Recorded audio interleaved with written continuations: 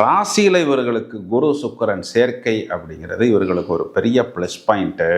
இவர்களுக்கு 6ஆம் அதிபதின்னு சொல்லக்கூடிய செவ்வாய் இங்கே 4ஆம் வீடுன்னு சொல்லக்கூடிய கன்னி ராசியில் அமர்வதும், இவர்களுக்கு அஷ்டமாதிபதி பாக்கியாதிபதி சேட்டன் இந்த 10th ஹவுஸ் ஆஸ்பெக்டிங் த மார்ஸ் என்பது பொதுவாகவே இது காலகட்டங்களில் மிதுன ராசிக்காரர்கள் இடம் சம்பந்தப்பட்ட விஷயம், டாக்குமெண்ட் சம்பந்தப்பட்ட விஷயத்தை அடகு வைத்து ஏதாவது ஒரு கடன் வாங்குவதற்கு முயற்சிப்பார்கள். அது ஒரு சுப கடனாக இருக்கும். ஒரு வீடு கட்டுறதா இருக்கட்டும், இல்லை ஒரு லக்ஸுரி ப்ராப்பர்ட்டி வாங்குறதா இருக்கட்டும், ஒரு கார் வாங்குறதா இருக்கட்டும். ஆனால் நாம் அங்கே ஏமாறுகிறோம் அப்படின்னு தெரியாமலேயே சில இடங்களில் ஏமாந்து விடுவார்கள். 6ஆம் அதிபதி 4ஆம் வீட்டுக்கு வருகிறது. அப்போ 6ங்கிறது கடன், 4ங்கிறது இடம் பூமி சம்பந்தப்பட்ட விஷயம். இப்போ நம்ம ஒரு கடன் வாங்கும் பொழுது அந்த ஹிடன் சார்ஜஸ்ன்னு ஒரு பெரிய லிட்ரேச்சரே இருக்குது. அதை பற்றி மட்டும் பேசணும்னா ஒரு நாள் தனியாக 24 hours அதை பற்றி பேசலாம்.